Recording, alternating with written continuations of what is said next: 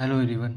अगर कोई lesson plan बनाने की तैयारी कर रहा है, कोई बीएड कर रहा है, अगर उनकी टीचिंग कहीं पर लगी हुई है, तो उनको इस तरह से लेसन प्लान बनाने को दिया जाएगा। सबसे पहले आपको अगर गणित का लेसन प्लान बनाना है, तो सबसे पहले आपको किनारे की दिनांक लिखना है, फिर विषय लिखना है, उपविषय प्रकरण लिखना है, उसके बाद कक्षा, क्लास, समयावधि लिखना है। आपको जो क्लास अलॉट होगी और जो क्लास होगा, वो सब कुछ इसमें लिखना है। और उसके बाद समान उद्देश्य लिखे जाएंगे। समान उद्देश्य उतने ही लिखे जाएंगे जितना आप लोगों को शिक्षण संस्थान में बताया जाएगा, उससे ज़्यादा लिखने की ज़रूरत नहीं है। अब मेरे शिक्षण संस्थान में 10 समान उद्देश्य बताए गए हैं, इस वजह से मैंने यहाँ पर 10 समान उद्देश्य लिखे हुए हैं, जो आप लोगों को नज़र आ रहा होगा। फिर उसके पास विशिष्ट उद्देश्य लिखे जाएंगे। विशिष्ट उद्देश्य के 3 चरण होते हैं। पहला ज्ञानात्मक उद्देश्य, और यहाँ पर जो हम लोग यहाँ पर प्रकरण लिखेंगे और उसी के अनुरूप यहाँ पर ज्ञानात्मक उद्देश्य का संबोधन होगा। ज्ञानात्मक उद्देश्य में हम क्या करेंगे? ज्ञानात्मक उद्देश्य वो होते हैं कि जो हम चीज़ विद्यार्थियों को बता रहे हैं, को हम लोग क्या बताने जा रहे हैं विद्यार्थी, और उससे विद्यार्थी क्या समझ पा रहा है। फिर उसके बाद बोधात्मक उद्देश्य की बारी आएगी। बोधात्मक उद्देश्य में ये लिखने हैं। उसके बाद अनुप्रयोगात्मक उद्देश्य।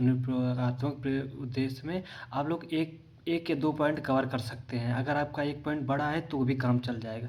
इसके बाद सहायक सामग्री लिखी जाएगी।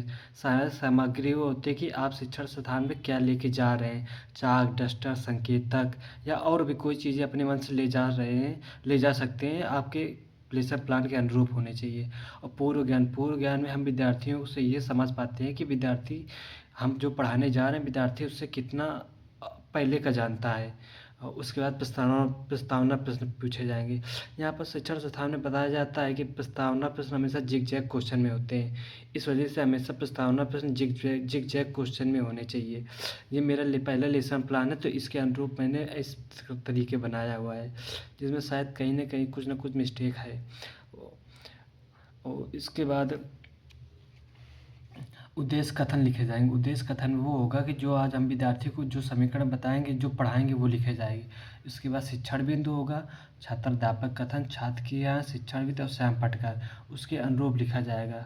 शिक्षण बिंदु में वो लिखा जाएगा कि हम क्या पढ़ा रहे हैं विद्यार्थी को, जो समीकरण पढ़ा रहे हैं, जो चीज़ पढ़ाने जा रहे हैं, वो लिखा जाएगा। छात्र अध्यापक कथन में,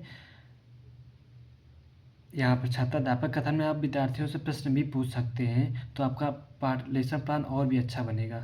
यहाँ पर आप क्वेश्चन लिखेंगे, छात्र की क्रिया सुनेंगे, छात्र ध्यानपूर्वक सुनेंगे।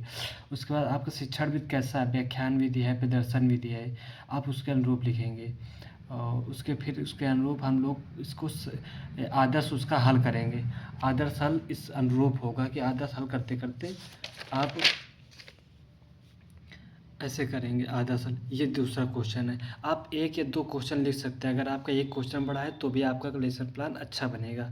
उसके बाद कंप्लीट होने के बाद आप पुनः इसके बाद पुनरावृत्ति प्रश्न पूछा जाएगा छात्रों से, कि उतने ही टाइम में कि विद्यार्थियों हमने क्या पढ़ाया और उसके अनुरूप कौन कौन सी परिभाषाएं, सूत्र का प्रयोग किया गया है। फिर इसके बाद गृह किया जाएगा। इसी के अनुरूप आप लोगों का लेसन प्लान ख़त्म हो जाएगा। Thank you so much.